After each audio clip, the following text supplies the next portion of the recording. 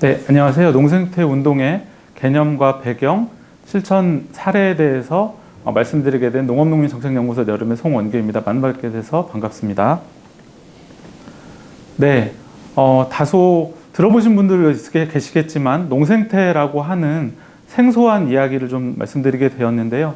몇 년 전만 해도 어떤 소규모 농민, 소규모 생산을 지향하는 농민단체의 어떤 대안적인 방향으로 이해됐었지만 최근에 와서는 유엔의 국제식량농업기구, 우리가 FAO라고 부르는 곳에서도 공식적으로 이 농생태가 기후위기에 대응해서 농업과 먹거리 체계의 대안적인 방향, 그러니까 지속가능한 먹거리 체계, 농식품 체계를 만들기 위해서 생산 측면에서 대안적으로 지향해야 될 어떤 방향성으로서 공식적으로 논의되고 있습니다.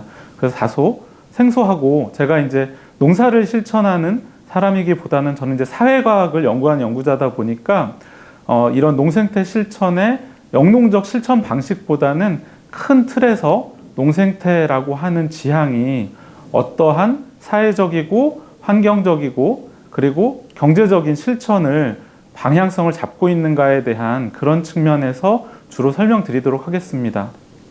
네, 앞으로 이런 방향들이 국내에서도 좀 더 논의가 되다 보면 구체적으로 유기농업이라든지 생명 역동농업, 다양한 이런 유기농적 실천 방식과 농생태가 어떤 관계가 있고 또 서로 어떤 내용으로 조화를 이루게 될 것인지 논의가 될 것입니다. 국제적으로도 이런 방향성이 지금 논의되고 있습니다. 그런 측면에서 기본적으로 농생태라고 하는 지향이 왜 지금 다시 중요하게 되었는가라고 하는 것을 기후위기라고 하는 측면과 우리나라의 농업과 관련된 생태적 위기와 관련해서 말씀을 드리고요. 국제적으로 농생태라고 하는 흐름이 어떻게 만들어져서 지금 국제적으로 공식적인 유엔을 통해서 논의되게 되었는가라고 하는 부분을 말씀을 드리고, 마지막으로 몇 가지 안 되지만 간략한 다른 나라들의 실천 사례들을 말씀드리겠습니다. 네, 아까 말씀드렸지만 몇 년 전만 하더라도 이런 농생태라고 하는 것이 정말 작은 소규모 영농, 소규모 생산만을 지향하는 농민들만의 어떤 실천이라고 여겨졌었는데, 기후위기라고 하는 것이 아주 국제적으로 심각한, 말 그대로 인간과 지구가 더 이상 공존할 수 없는, 모두가 특히 인류와 생물들이 완전히 멸종할 수도 있다라고 하는 최근의 심각성 속에서 다시금 주목받게 되었습니다.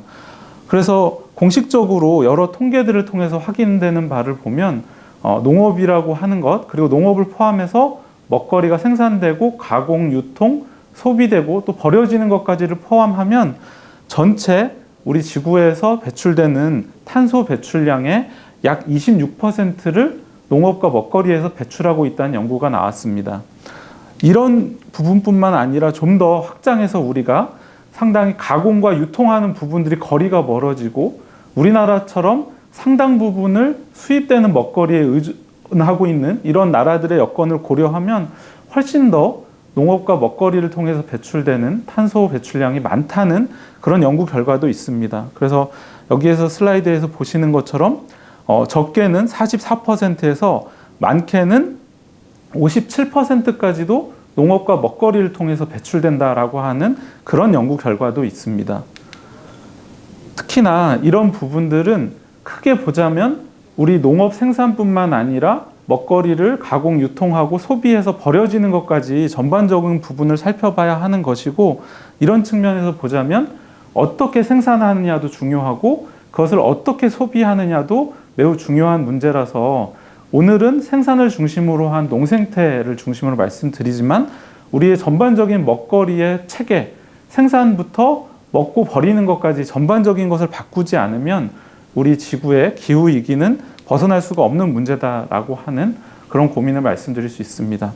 또 한 축으로 보자라고 하면 지금 생산하고 있는 방식이 소비를 포함해서 대량으로 생산하고 우리 식탁 위를 매우 풍성하게 만드는 그런 과정에만 집중을 해왔기 때문에 이 과정에서 생물계의 다양성, 우리 생태계의 다양한 생물 다양성이라고 하는 것들이 급속하게 줄어들어 왔습니다.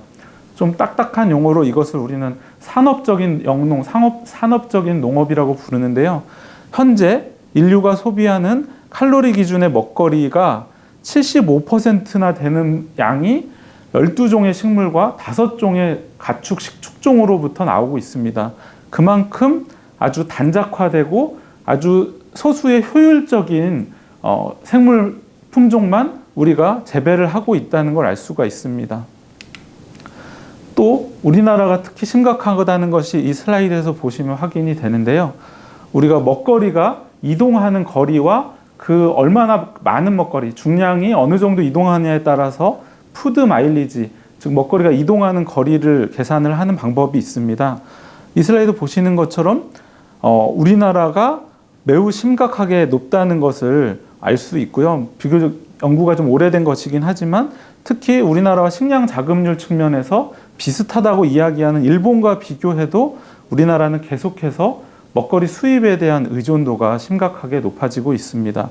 그리고 우리가 얘기하는 것처럼 OECD 국가들, 특히 산업화가 많이 진전된 나라들의 경우에도 최근에 와서는 이런 푸드 마일리지를 감소시키는 그런 노력들과 식량 자급률을 향상시키기 위한 노력을 하고 있는데 반해서 우리나라는 상대적으로 그런 노력들이 부족하기 때문에 이런 먹거리의 이동 문제가 줄어들지 않는 그런 문제가 있습니다.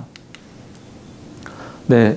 그리고 이것도 역시 이제 네덜란드의 사례인데 우리나라가 상당히 작은 나라이지만 성공적인 농업의 발전을 이뤘다는 측면에서 많이 배워야 한다고 이야기하는 나라이기도 하죠.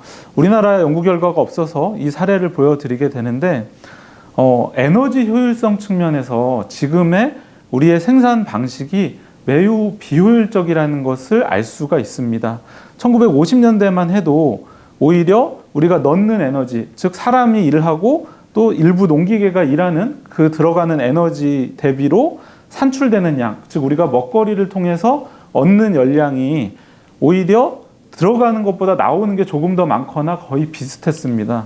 그렇지만 지금 최근에 와서 2015년까지 오는 과정에서 보면 들어가는 양과 나오는 양 간의 격차가 계속 넓어져서 지금은 약 100 정도, 150이 안 되는 양을 얻는데 들어가는 양은 300이 넘는 아주 심각한 에너지 비효율성을 보여주고 있습니다.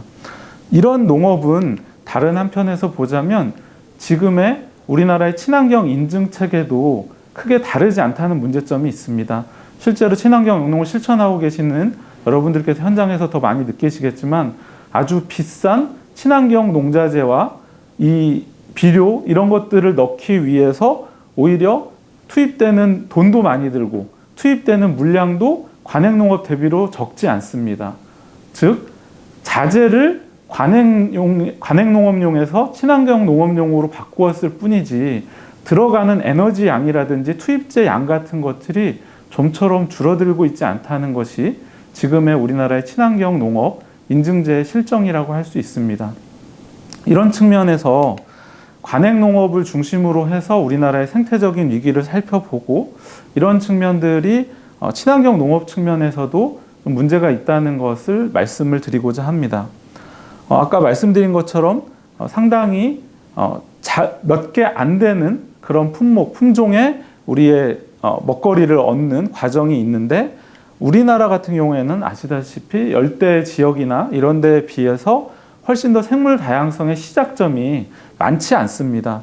그래서 한국과 일본을 보시면 원래 자원 자체가 그렇게 풍부하지 않은데도 불구하고 훨씬 더 가파르게 생물 다양성이 줄어들고 있는 추세를 확인을 할 수가 있습니다.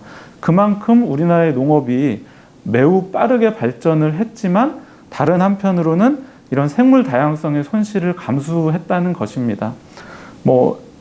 여담으로 말씀드리자면 우리나라가 같은 면적에서 생산을 했을 때 그 생산성이 전 세계 1위입니다. 그만큼 우리나라의 농업 생산성이 상당히 높은데 그에 반해서 훨씬 더 빠르게 단작화되고 이런 에너지를 많이 쓰는 그런 농업이 되었다고 하는 그런 측면이 있습니다. 이런 측면을 우리가 생태적 위기라고 하는 측면에서 우리나라의 농업을 다시금 되돌아볼 필요가 있는 상황입니다. 이런 과정에서 또 크게 문제가 되는 것들이 우리가 생물 다양성을 유지시키는 가장 근본이라고 이야기할 수 있는 씨앗, 종자의 문제입니다. 우리 종자라고 하는 것이 지금은 우리 농민들의 손을 떠나서 매년 농민들도 종자를 사서 농사를 지을 수밖에 없는 그런 체계가 되었습니다. 이러한 상황에서 우리나라 같은 경우에는 이 주요 농자재 기업이 씨앗 회사가 장악하고 있는 종자 시장에 의존하는 비중이 매우 큰 상황입니다. 그래서 지금 1,400억 원 이상의 종자를 수입하고 있습니다. 정부가 골든시드 프로젝트나 종자산업 펀드 등을 통해서 우리나라의 종자를 육성하겠다고 이야기하지만 실제로 국제적으로 어마어마한 규모를 갖고 있는 이런 듀폰이라든지 캠차이나 바이엘, 바스프 같은 이런 거대 기업에는 도저히 비견할 수가 없습니다. 이런 측면에서 오히려 농민들이 자가 채종을 하고 그 생물 다양성을 현장에서 얻어가면서 그 농사를 지을 수 있는 그런 조건들을 만들어줘야 하는데, 아시다시피 우리나라에서는 자가 채종을 할 수는 있지만 우리 농민이 자가 채종한 것을 종자 시장에서 서로 사고 팔 수는 없습니다. 이러한 조건들이 실제로 생태적인 농업을 지향하고자 하는 우리 농민들에겐 커다란 걸림돌이 되고 있습니다. 다른 한편으로 우리가 진짜 자재를 많이 쓴다라는 측면을 우리가 확인을 할 수가 있는데, 이러한 방식에 아까 말씀드린 것처럼 세계 1위의 생산성을 가지고 있지만 그만큼 얻는 피해도 심각합니다. 토양이 침식되는 걸로 인해서 계속 토양이 척박화되고 있고, 이걸 보완하기 위해서 또 다양한 토양 개량지라든지 더 많은 투입제에 의존하게 되는 그런 과정이 있었습니다. 농약과 화학 비료 같은 경우에는 뒤에서 다시 보여드리겠지만 우리나라의 사용량이 세계적으로도 상당히 높은 위치에 있습니다. 상위에 있습니다. 좀처럼 친환경 농업이 정책이 강화되었음에도 불구하고 농약과 화학 비료에 대한 의존성이 줄어들지 않고 있습니다. 특히 화학 비료 같은 경우에는 토양의 산성화를 가속화시키면서 수질 오염과 토양 오염을 동시에 불러일으키고 있습니다. 그리고 이제는 농업 생산액의 절반 가까이를 차지하고 있는 축산 부문에서 나오고 있는 가축 분뇨라든지 항생제나 호르몬제 사용으로 인해서 우리 인간의 건강에도 악영향을 미칠 수 있는 이런 조건들이 계속 심화되고 있습니다. 그래서 이 수치 같은 경우에는 친환경 농업 측면에서도 우리가 많이 인용하고 있는 그런 수치 있는데, 국제적으로 이러한 통계가 확인이 되는 그러한 나라들과 비교를 해봤을 때 토양 내에 질소라든지 인이 얼마나 축적되어 있는가라고 하는 것을 국제적으로 공식 통계를 발표하고 있는데, 질소 성분의 집적도 같은 경우에는 우리나라가 조사가 이루어지는 나라들에서 최고를 차지하고 있고, 인 같은 경우에도 일본 다음으로 높게 나타나는 이런 상황에 지금 처해 있습니다. 그래서 여러분께서도 종종 현장에서 직면하는 문제이실 텐데, 이러한 이 화학 비료와 그 사용으로 인해서 나타나고 있는 토양과 수질의 오염이 종종 지하수의 오염 문제라든지 지역에서의 환경 오염 문제로 불거지면서 어떤 경우에는 이 농민사를 짓는 농민들과 환경단체들 간의 갈등이 벌어지기도 합니다. 이러한 문제들에 상대적으로 정부는 상당히 미온적으로 대응을 해왔습니다. 아무래도 우리나라가 식량 자급률도 낮고 그러다 보니까 점점 아직도 여전히 생산성에 목을 매달 수밖에 없는 그런 조건들이 있죠. 그러다 보니까 한국 정부가 실제로 친환경 농업을 육성한다라고 하는 방향성은 이야기를 했지만, 실제로는 2010년, 11년에 달성했던 친환경 비중의 10%가 다시 5%로 줄어들었고, 5차 친환경 농업 육성 정책 올해 발표됐죠. 이 정책에서는 다시금 10%로 높이겠다라고 하는 그러한 거꾸로 된 정책이 발표가 되었습니다.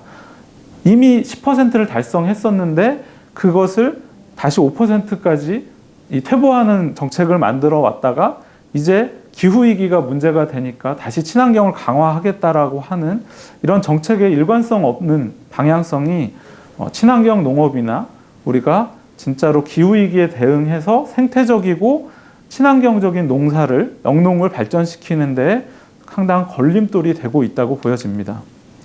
다른 한편으로 이런 내용은 좀 다소 생소할 텐데 우리나라도 특히 논농사의 경우에는 아시다시피 상당히 규모화와 기계화가 이루어졌습니다. 이런 과정들 속에서 보면 이제는 석유 에너지에 의존하지 않고서는 농사를 짓기가 어려운 조건에까지 이르렀고, 그러다 보니까 생태적인 측면을 고려하기보다는 효율성과 기계에 의존하는 농사를 많이 짓게 되었습니다. 이런 측면에서 여성 농민들은 상당히 고된 노동의 작물을 중심으로 해서 고된 노동에 시달리고, 그럼에도 불구하고 생태적인 영농을 실천하는 데 반해서 상당히 큰, 우리나라에서 보자면 규모화된 영농을 실천하고 있는 농가들 같은 경우에는 이제 생태적인 실천이나 이런 맥락을 고려하기보다는 더 많이 생산하고 더 규모화해서 부족한 농업 소득을 채울 수밖에 없는 조건에 있습니다. 이런 측면에서 이걸 통해서 말씀드리고자 하는 것은 남성 농민이 잘못하고 있고 여성 농민들이 잘하고 있다, 이런 측면이 아니고, 우리가 생태적인 영농을 지향하기 위해서는 농업 정책 자체가 근본적으로 바뀌어야 하고, 우리가 효율성과 생산성을 위주로 영농을 생각해왔던 그런 접근 방법 자체를 이제는 바꿀 때가 되었다라는 말씀을 드리는 겁니다. 그리고 이 방향을 바꾸는 데에는 근본적으로는 정부의 정책이 바뀌지 않고서는 개별적인 농가의 실천으로 이걸 바꿀 수는 당연히 없습니다. 정부에서 이런 생태적인 실천을 할 수 있도록 지원 정책과 근본적인 인프라라든지 지역의 환경들을 만들어줘야지만 농민들도 이런 실천을 할 수가 있고, 또 다른 한편으로는 이런 정책을 만들었을 때 개별 농가들도 적극적으로 지역에서 이러한 실천들을 할 수 있는 준비가 되어야 이런 방향성이 실천이 가능하다고 말씀드릴 수 있습니다. 네, 이러한 기본적인 우리나라와 국제적인 맥락 하에서 농생태라고 하는 새로운 고민이 이야기되었습니다. 그래서 보자면 지금의 우리 친환경 인증제와 농생태가 무엇이 다르고 또 무엇을 공유하는가, 이런 측면들을 국제적으로 쭉 실천되어 온 농생태라고 하는 실천과 영농 또 운동적 방향성이 어떻게 바뀌어 왔는지를 가지고 말씀을 드리도록 하겠습니다. 기본적으로 농생태라고 하는 것은 역사적으로는 상당히 오래되어 온 개념이지만 최근에 와서는 여러분도 잘 알고 계시는 식량 주권이라고 하는 그런 것, 즉 식량 주권이라고 하는 것은 여기서 보는 것처럼 생태적으로 건강하고 지속 가능한 방법으로 생산된 건강하고 문화적으로 적합한 먹거리에 대한 사람들의 권리이자 그들 스스로 농업 및 먹거리 체계를 규정할 권리라고 그렇게 정의할 수 있는데요. 이러한 식량 주권이라고 하는 것은 계속해서 중소농가들은 시장에서 쫓겨나고 농지로부터 쫓겨나고 규모화된 생산을 할 수 있는 그런 경쟁력 있는 농가만이 살아남게 되는, 우리나라를 포함한 대부분의 나라에서 시행되고 있는 그런 농업 정책 하에서 이러한 규모화되고 효율성 있는 경쟁력 있는 영농만이 살아남을 수 있는 조건을 바꾸기 위해서 제기된 개념입니다. 그래서 말 그대로 예전에는 많이 생산하기만 된다면, 많이 생산만 된다면 그걸 통해서 우리의 식탁이 풍요로워질 수만 있다라고 하면 그게 어떻게 생산되는지는 크게 관계없다라고 하는 것이 우리가 90년대, 2000년대 초반까지 생각했던 우리의 먹거리였습니다.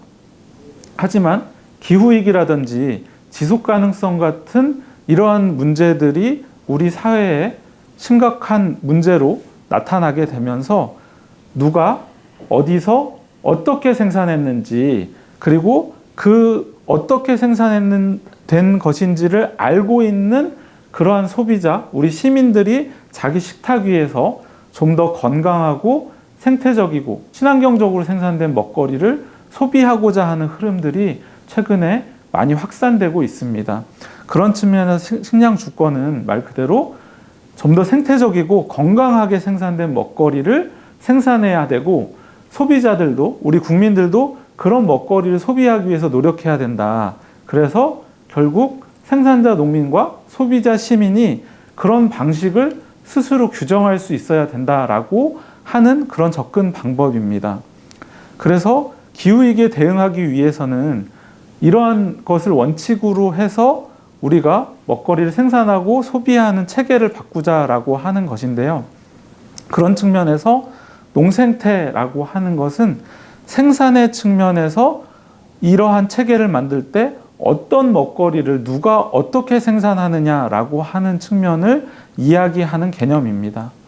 그래서 다소 복잡하고 되게 딱딱한 용어들로 서술이 되어 있는데, 예전에는 1970년대 이전에는 우리 농장 단위에서 여러분 친환경 농사를 하는 과정에서도 부딪히는 문제들이죠. 농장에서 우리 토양에서 어떤 생물들이 살아가고 그러한 농장 단위, 우리 농장 안에 있는 이 농지 안에서 어떤 생물들이 살아가고 공존하는지 이런 부분들에 대해서 연구하는 그런 개념이었습니다. 그러던 것들이 70년대, 80년대를 거치면서 점점 농장 단위를 넘어서서 지역 단위, 국가 단위, 그리고 전체 우리가 인간이 마주하고 있는 생태계 차원에서 어떻게 생물 다양성을 유지하고 인간과 자연이 공존하는 방식으로 이 생태계를 유지할 것인가 라고 하는 그러한 연구로 발전이 되게 되었습니다. 이러한 발전 과정에서 당연히 실제로 현장에서 농사를 실천하는 농민들이 많은 고민을 가지게 되었습니다. 그래서 우리가 익히 알고 있듯이 60년대, 70년대를 거치면서 흔히 녹색혁명형 농업이라고 부르는 많은 자재를 투입하고 많은 생산량을 얻어내는, 하지만 그 과정에서 많은 자연 파괴라든지 환경 파괴가 이루어지는 이러한 영농의 방식이 대중적으로 확산이 되게 되었습니다. 이러한 과정에서 농민들도 현장에서 고민이 많아졌겠죠. 직접적으로 생산량이 많아지고 이런 과정들은 있었지만 그만큼 투입재도 많이 들어가기 때문에 농가 입장에서 일정하게 경제적으로 나아지는 측면은 있지만 그 일부 나아지는 농업 소득에 비해서 훨씬 더 자연이 훼손된다든지 매년 반복되는 과정에서 토양이 황폐화된다든지, 그리고 우리가 익히 알고 있듯이 우리 지금 친환경 농업의 실천 과정이 되었었던 익산에서 농민이 농약을 뿌리고 돌아오는 길에서 쓰러져서 돌아가시는 그런 상황들, 농민의 건강까지도 악화되는 그런 과정들 속에서 농민들도 이런 방식의 영농이 과연 맞는 걸까라고 하는 고민들을 하게 되었습니다. 이런 것이 우리나라뿐만 아니라 국제적으로도 공통된 과정이었고, 이 농민들이 그럼 농장 단위에서 우리 지역 단위에서 다양한 방식으로 우리가 알고 있는 것처럼 유기농업, 퍼머컬처, 생명 역동농업 이런 다양한 방식으로 농장에서부터 지역 단위까지 서로 공동체적으로 모여서 이런 기존의 녹색혁명형 농업에 좀 더 다른 방식으로 저항하는 방식으로 실천을 해왔습니다. 이러던 것들이 1980년대, 90년대 들어와서는 특히 이제 남미라고 하는 대륙에서 나타났는데, 계속해서 우리가 알고 있듯이 구조조정이라고 하는 중소농가들은 효율적이지 않기 때문에 오히려 농사를 포기하는 게 낫다. 그리고 계속 더 규모화되고 젊은 농부들만 살려서 더 농업을 발전시켜야 된다라고 하는 그런 구조조정 속에서 쫓겨나는 농민들이 그냥 가만히 있는 것이 아니라 왜 그래야 되냐.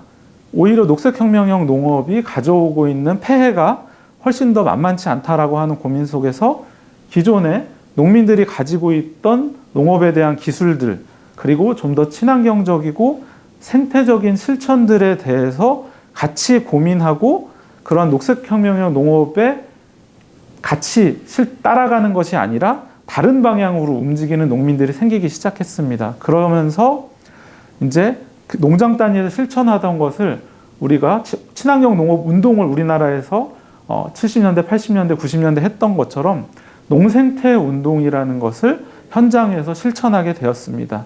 이러던 것이 아까 말씀드린 것처럼 식량 주권이라고 하는 새로운 먹거리 체계에 대한 고민 속에서 90년대 식량 주권과 농생태에 대한 고민이 만나서 이제는 생산의 측면에서 농생태적으로 생산하고 소비하는 시민들도 이런 고민을 하는 친환경, 농생태, 대안적인 방향을 고민하는 이러한 먹거리를 식탁 위에서 소비하려고 하는 그런 고민으로 함께 발전을 하면서 우리가 요즘 이야기하는 로컬푸드라든지 지역 단위에서 생산하고 소비를 하는데 그냥 이전과 똑같은 방식으로 생산하고 소비하는 것이 아니라 농민은 좀 더 생태적이고 친환경적인 방식으로 생산하고 소비자, 지역 시민들도 지역 주민들도 마찬가지로 이런 먹거리, 이런 친환경적이고 생태적인 방식으로 생산된 먹거리 그리고 가급적이면 가공되지 않은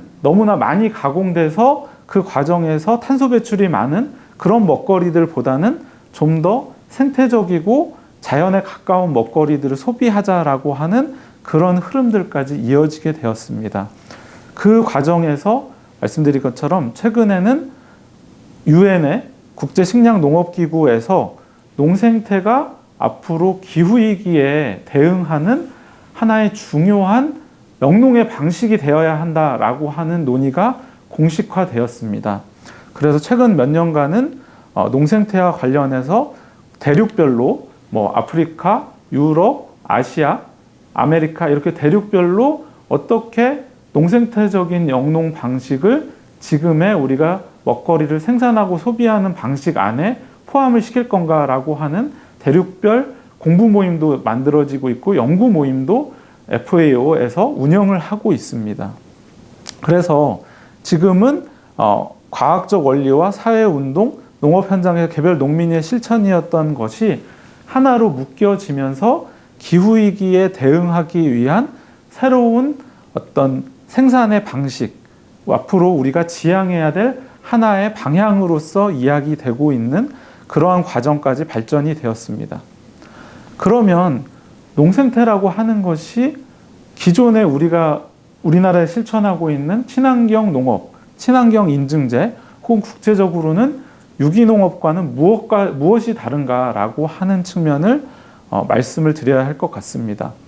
기본적으로 원래 시작점은 같습니다. 유기농업도 아까 말씀드린 것처럼 60년대, 70년대에 2차 세계대전이 끝나고 거기 무기로부터 개발됐던 농약과 화학비료를 땅에 많이 뿌리면서 농민도 좀 더 많은 농업소득을 얻고자 했던 그런 것들이 성과는 있었지만 농민은 조금 더 농업소득이 높아지고 우리 소비자들은 식탁이 풍요로워지는 그런 결과를 얻었지만 다른 한편으로는 계속해서 농사를 지어야 할 땅이 훼손되고 물이 오염되는 이런 심각한 결과를 낳았습니다.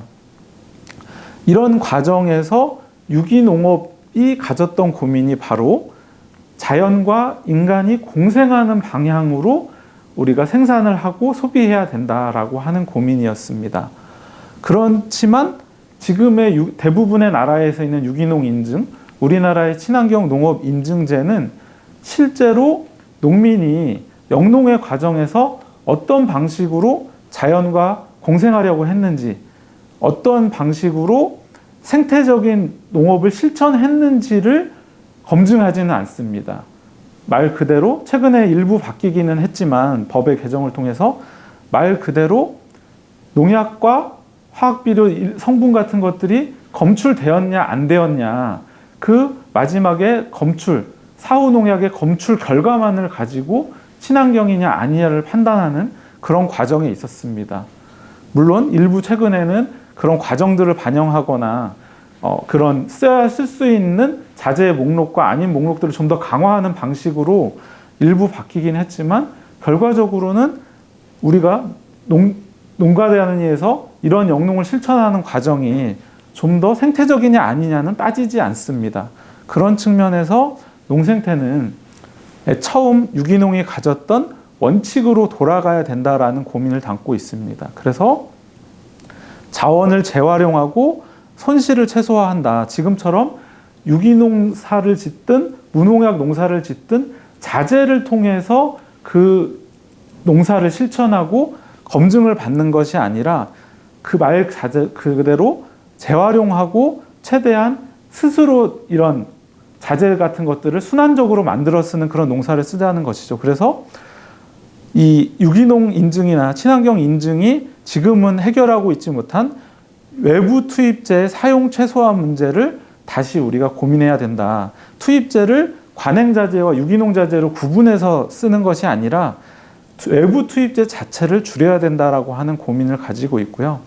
다른 한편으로는 정부에서 정하는 인증 기준에 맞는 자재를 썼냐 아니냐가 아니라 우리 지역과 기존의 농가에서 가지고 있는 다양한 지식들을 가지고 우리 지역의 날씨나 토양, 기후에 맞게 농사를 짓는 농민들의 지식, 지역의 지식을 가지고 농사를 짓자 이런 고민입니다.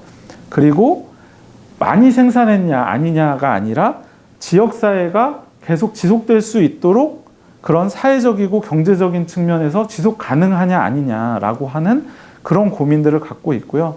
더 나아가서는 규모화되고 정부 지원을 많이 받는 농가와 그렇지 않고 시장에서 소외된 농가 간의 그런 불평등의 문제까지도 해결해야 된다라는 고민을 갖고 있습니다. 그래서 결국 토양과 환경, 식물, 동물, 인간, 그리고 우리 농업 환경을 둘러싸고 있는 경관 전체가 공동으로 생산하고 소비하는 인간과 자연이 서로 협력하고 공생하는 관계를 만들어가는 그런 농업이 되어야 한다라고 하는 고민을 갖고 있습니다. 그런 측면에서 몇 가지 고민들이 있는데 시장보다 농민이 중심이어야 된다. 그리고 누구나 여성과 남성 그리고 농민과 대농민과 소농민 모두가 동등하게 대우받아야 한다. 그리고 지금처럼 시장에서 요구하는 먹거리를 생산하기 위해서 농민이 자기의 방식을 시장에 맞추는 게 아니라 농민이 스스로 자율성에 기초해서 농사를 지어야 한다. 그리고 토지라든지 자원, 수자원을 포함해서 여러 가지 자원들에 농민들이 스스로 접근하고 해야 된다. 그리고 최근에 로컬푸드에서 이야기하는 것처럼 지역이라든지 국내, 지역 자급 그리고 식량 자급이 우선이 되는 그러한 과정이 되어야 된다는 고민을 담고 있습니다. 이 과정에서 기술은 당연히 필요합니다. 우리가 기후위기에 대응하기 위해서라도 스마트 기술 같은 것들이 중요한 측면이 있습니다. 그런데 농장 전체를 다 장치화하고 전부 자동화해가지고 기후위기에 대응하는 그런 방식이 아니고 고된 농업노동을 덜어줄 수 있는 그러한 스마트한 기술들을 우리가 적용을 하면서 가급적이면 에너지의 소비는 줄이는 이러한 방식으로 기술도 선별해서 이용하는 이런 것이 농생태의 중심이 되어야 한다라고 하는 그런 고민들을 갖고 있습니다. 그래서 이런 측면에서 보자면 농민과 땅이 서로 협력을 하고 농민들 간에 서로 지금처럼 내 농사 기술이 시장에서 더 좋은 품질로 평가받기 때문에 서로가 경계하고 안 알려주는 그런 것이 아니라 농민들이 스스로 우리 지역에 맞는 더 생태적인 방식을 발굴하면 그걸 서로 간에 전파해서 농민들 간에 협력을 하는 이런 과정을 통해서 다양한 방식의 농생태적인 실천이 이루어져야 한다라는 고민을 갖고 있습니다. 그래서 아마 지금까지 말씀드린 내용들이 뭔가 좋은 이야기인 것은 같지만 너무 원론적이고 아무런 기반도 없는 우리의 현재 현실에서 저런 되게 추상적이고 원론적인 이야기들을 어떻게 그럼 우리가 접근할 수 있을까라고 하는 고민이 당연히 드실 겁니다. 그런 측면에서 몇 가지 사례를 통해서 조금 더 말씀을 드리도록 하겠습니다. 하지만 이 말씀드리는 사례들이 우리나라에 딱 맞지는 않습니다. 다 각국의 제도라 친환경 농업이라든지 유기농업을 지원해 주는 제도라든지 지원 정책들이 다 다르고, 어떤 나라는 우리나라와 비슷하게 상당히 산업화되고 농민의 숫자는 많이 줄어들어 있는 그런 조건을 갖고 있는 나라도 있지만, 예전에 60, 70년대 이전의 우리나라처럼 아직 농업이 그 나라의 산업의 중심인 그런 나라도 있습니다. 이런 맥락들이 있기 때문에 여기서 말씀드리는 것이 우리나라에도 언제든지 가져다 쓸 수 있는 사례다라고 말씀을 드리는 것은 아니고요. 하지만 이들이 실천했던 그런 사례들을 통해서 그럼 앞으로 우리나라는 어떻게 접근할까라고 하는 그런 고민 정도는 얻을 수 있을 것이라고 생각합니다. 그래서 농생태적으로 전환하기 위해서는 크게 4가지 측면에서의 접근이 필요합니다. 첫 번째로 이것은 농장 단위에서의 고민이라고 할 수 있는데, 생산을 하는 방식을 변화시켜 나가야 합니다.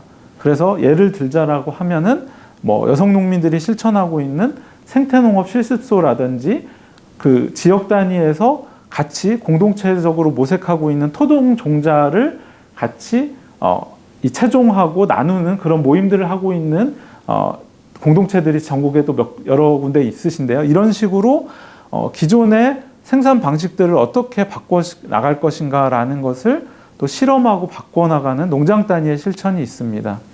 이런 농장 단위의 실천이 그냥 개별 농장에서 끝나는 게 아니라, 농가에서 끝나는 게 아니라 지역 단위에서 지식을, 이런 농생태적인 지식을 만들고 지역의 농가들 간에 나누는 그런 지식의 생산 및 전파하는 방식을 변화시키는 것이 또 필요합니다.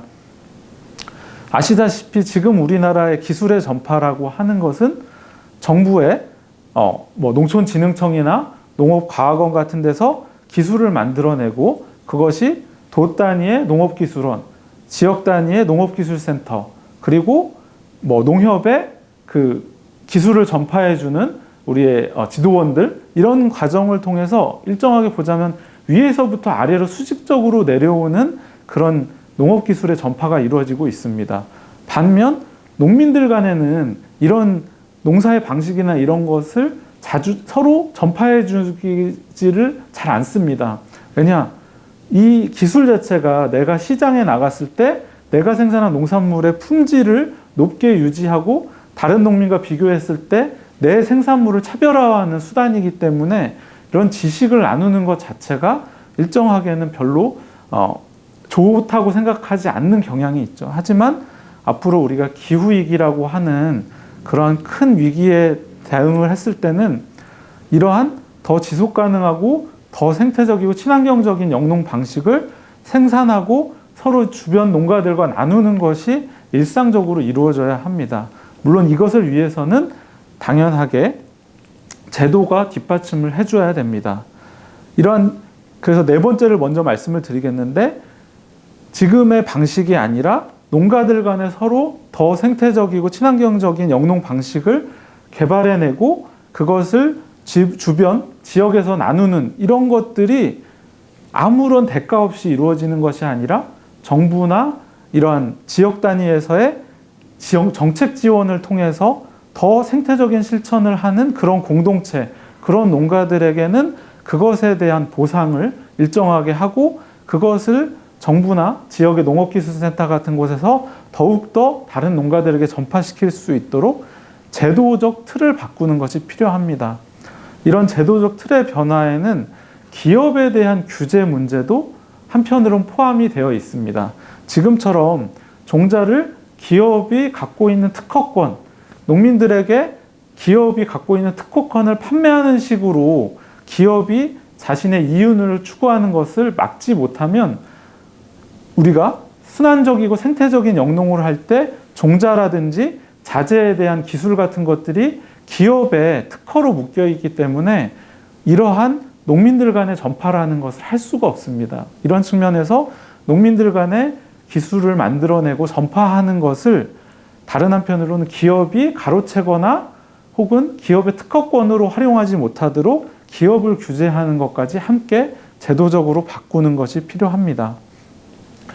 이러한 3가지 방향성들이 맞물리게 되면 당연하게도 우리가 지금 농사를 짓는 것을 통해서 얻는 사회적인 관계와 경제적인 관계가 바뀌게 될 겁니다. 경제적 관계가 바뀐다고 하는 것은 지금은 여러분들 아주 절실하게 느끼는 것처럼 땀을 흘리고 농사를 짓는 것은 농민인데 그 열매를 실제로 농민은 아주 조금밖에 가져가지 못합니다. 그 과정에서 가공하고 유통하고 농민들로부터 구매하는 기업들이 이러한 이익들을 가져가고 있습니다. 하지만 이런 방식으로 생태적인 것을 생산하고 그 생태적으로 생산한 것의 가치를 우리가 사회적으로 인정해주고 그것을 제값을 바꾸는 방식으로 제도를 바꾸어 나가게 된다라고 하면 경제적 관계가 기업과 그것을 판매하는 유통 상인들에게 가던 그런 몫이 다시금 농민들에게 돌아오고 그 과정에서 기업과 상인들에게 유통비로 많이 지불하던 소비자들에게도 적정한 가격으로 먹거리를 살 수 있는 권리가 주어지게 될 겁니다. 마찬가지로 사회적인 관계 측면에서도 지금 농민들은 기업이 대형 마트가 요구하는 사양에 맞춰서 농사를 짓고 있습니다. 특히 여러분도 아시다시피 닭과 같은 이 가축, 돼지 같은 가축 같은 경우에는 거의 기업이 요구하는 사양에 맞춰서 사료나 항생제 같은 걸 쓰면서 농민이 거의 농업 노동자처럼 역할을 하고 있는데 이런 것이 아니라 농민과 소비자, 시민 간에 직접적으로 관계를 맺고 그들을 중심으로 해서 먹거리를 생산하고 소비하는 그러한 체계로 우리가 바꾸어 나가는 그런 체계가 될 수 있습니다.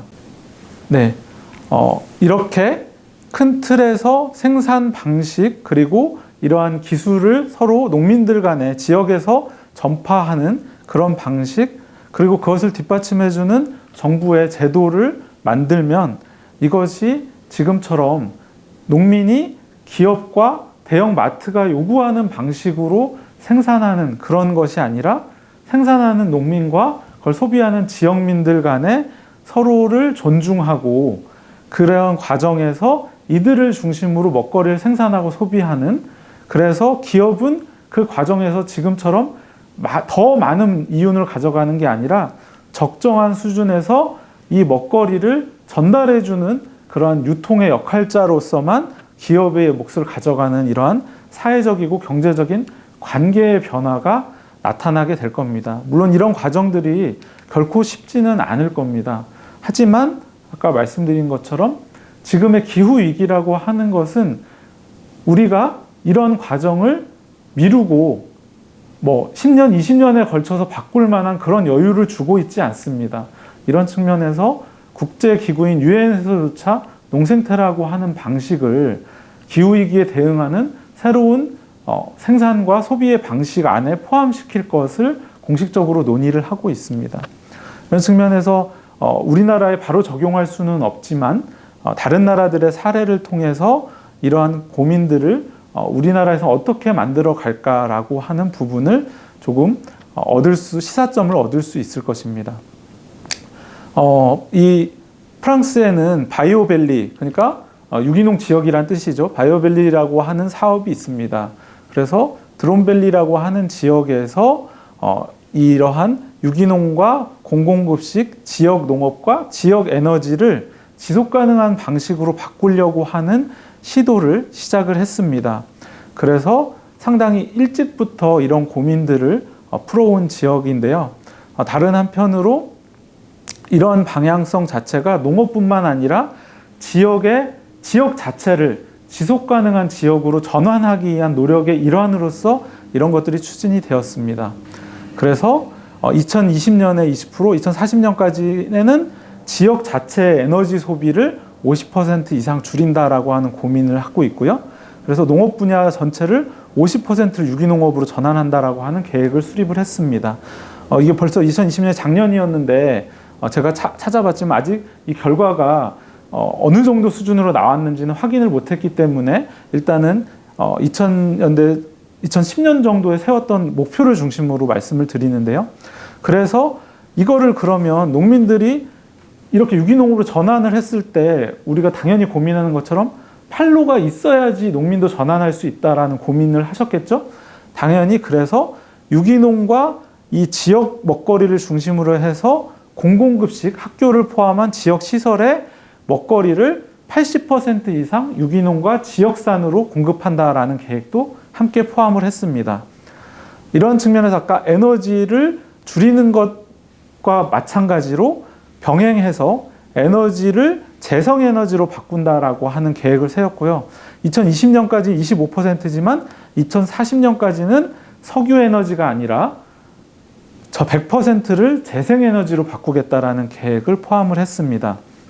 그리고 우리나라에게도 상당히 큰 시사점을 주는 목표죠. 더 이상 농경지가 도시화를 통해서 개발돼서 전용되지 않도록 도시계획을 완전히 바꿔서 농지에 대한 전용 자체를 아예 막겠다라고 하는 계획도 함께 수립을 했습니다. 이와 함께 이 농업이나 우리가 먹거리를 통해서 나오는 쓰레기도 절반 이상 줄이겠다라고 하는 계획을 수립했고요. 이런 과정에서 이런 실천을 하려면 사람이 당연히 많이 필요합니다. 이러한 공공급식이라든지 이런 교육의 부분들, 농가들을 지도하고 지원해주는 역할, 이런 측면에서 연구개발까지 포함해서 2,500개의 일자리를 창출해서 이러한 방식으로 농생태적이고 지속가능한 방식으로 전환하는 것을 지원해주겠다라는 계획을 수립을 했습니다. 그래서 27번 슬라이드에 보시는 것은 사진을 보시면 이렇게 농민과 지역의 시민사회 단체, 공무원들과 함께 이 농업 먹거리와 관련된 지역 기업들까지도 같이 참여를 해서 앞에서 세웠던 그런 방향성을 우리가 구체적으로 어떻게 실천할 것인가를 같이 협의하고 논의하는, 우리가 요즘 협치, 거버넌스를 많이 이야기하죠. 이런 시도들을 계속해서 해왔습니다. 그래서 이 지역은 이런 흐름들이 좀 다른 쪽보다 앞서서 간 흐름들이 있는데 기존에도 유기농업을 유럽에서도 가장 먼저 실천한 지역 중에 하나였고요. 다른 한편으로는 여러분도 아시겠지만 농민에 대한 존중과 농업 정책이 상당히 강력한 프랑스라고 하는 나라의 조건도 많이 작용을 했습니다. 그래서 뒤에서 다시 말씀드리겠지만 국가에서 이미 2012년도에 농생태로 전환하는 것을 국가의 의제로 만들고 관련한 법률까지 제정을 했습니다. 그래서 이런 지역에서 이런 실천을 하고자 했던 지역 주체들과 중앙정부의 제도적 뒷받침이 같이 잘 어우러진 사례라고 할 수가 있습니다.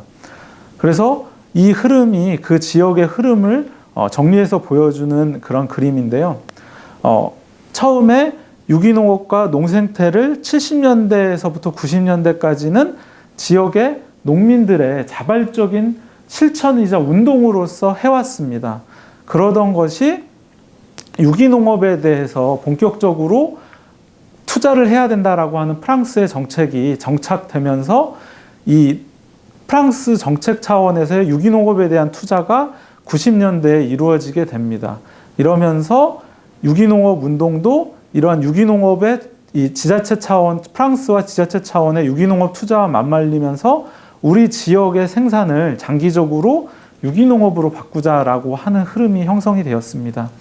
이러던 것이 2010년대에 접어들면서 유기농업에 대한 지원이 지역과 중앙정부 차원에서 지속이 되게 되고 유기농을 생산과 마케팅으로서 좀 더 확산하는 정책이 만들어지면서 기존의 유기농 인증제와 또 별다르게 아까 말씀드린 것처럼 농생태적인 실천을 하고자 하는 지역의 농민들과 시민사회 단체들의 노력이 이러한 주류의 흐름에 같이 2010년대를 접어들면서 같이 포함이 되게 됩니다. 그래서 지역의 사회적 경제, 그래서 농생태적인 생산과 소비를 하는 여러 생산협동조합, 유통협동조합, 소비협동조합 같은 사회적 경제가 같이 발전을 하게 되고 이런 것들이 최근에 와서는 지역의 로컬푸드를 장려를 하는데 이 로컬푸드의 흐름이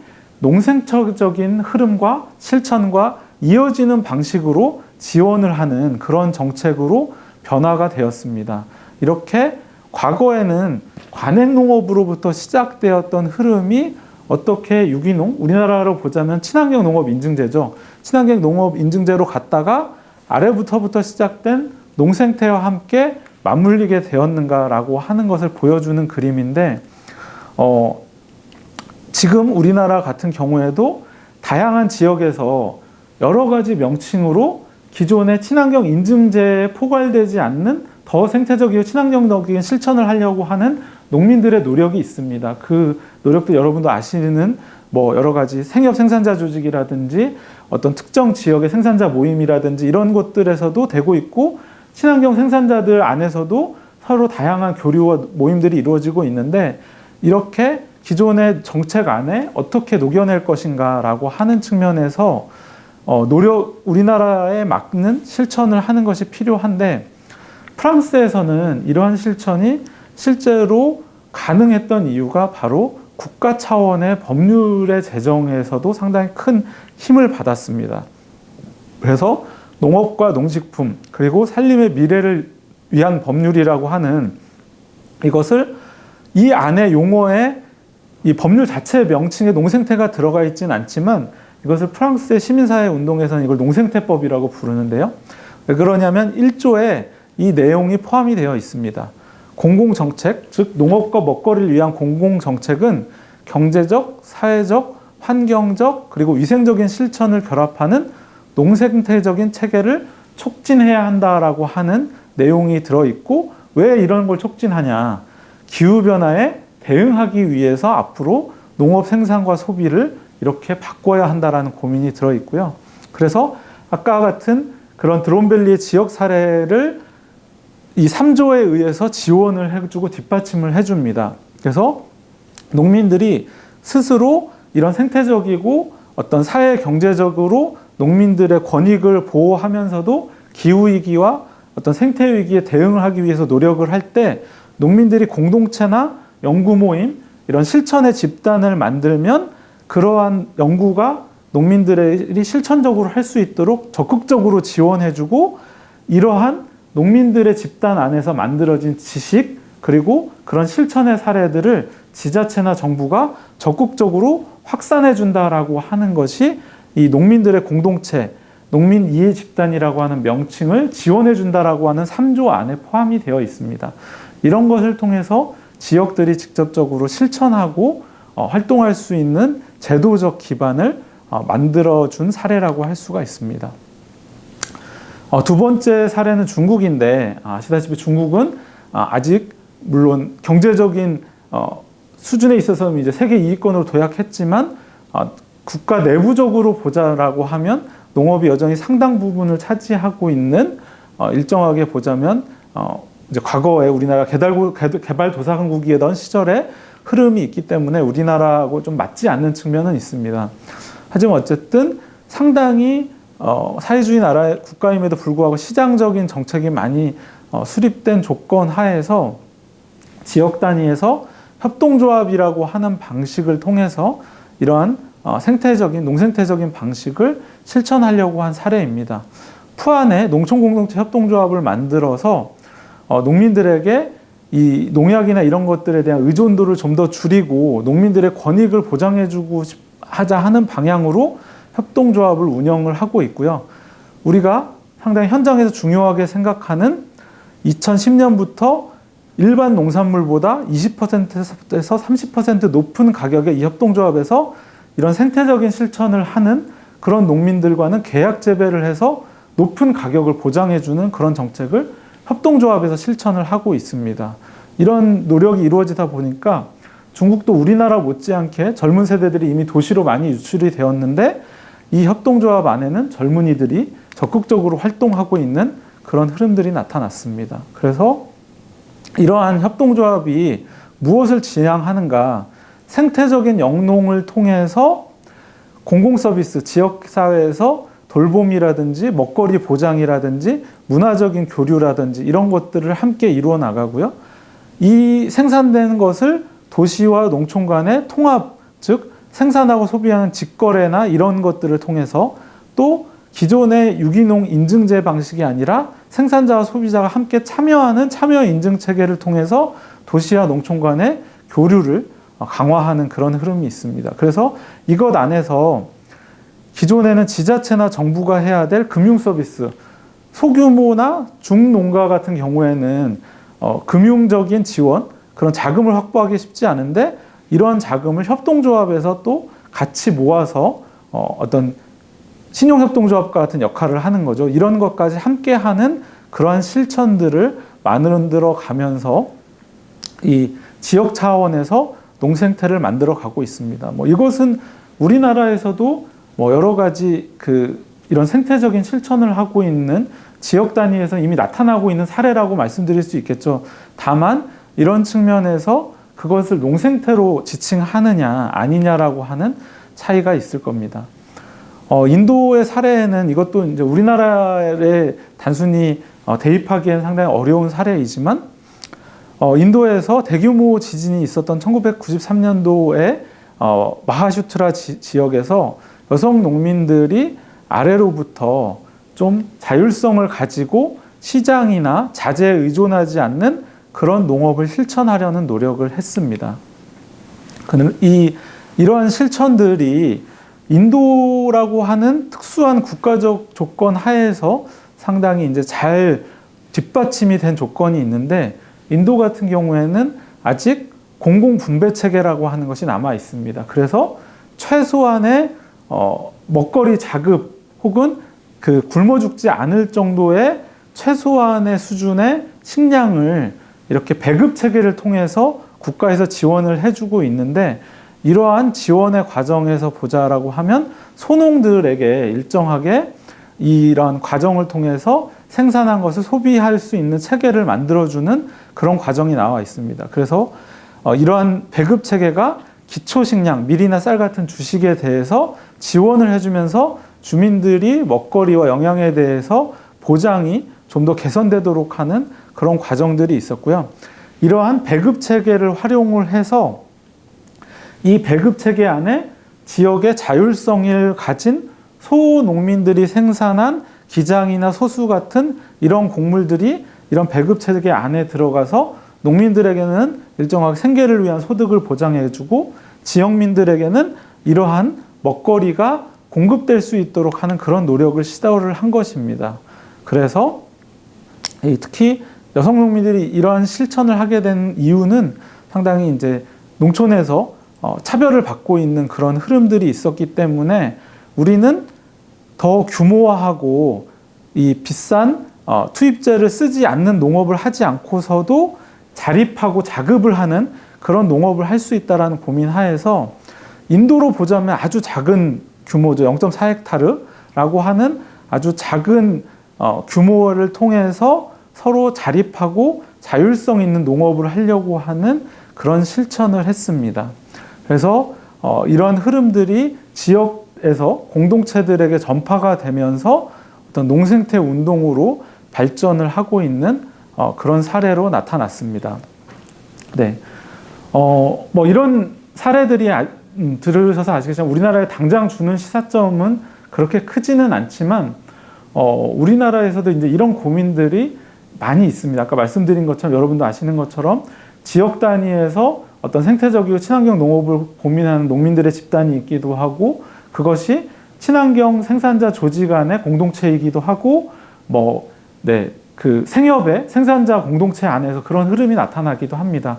그런 것을 부르는 명칭은 다양합니다. 아까 말씀드린 것처럼 퍼머컬처나 생명력동 농업, 유기농업 다양한 방식의 보존농업 이런 여러 가지 용어들로 사용을 하고 있고 그것에 대한 다양한 기술적인 접근, 농민적인 접근 이런 것들이 나타나고 있는데 이러한 흐름을 어떻게 같이 공동의 흐름으로 만들어내고 그것을 필요한 지점에서 지자체나 정부에게 제도와 정책으로 만들어서 지원을 하는 체계로 만들 건가라고 하는 것이 상당히 중요한 과제라고 말씀드릴 수 있겠습니다. 이런 차원에서 상당히 생소한 농생태라고 하는 개념이지만 우리 생산자들 간의 교류로부터 시작해서 이것을 지자체와 정부의 정책으로 만들어내는 그런 노력들이 중요한 시점이고요.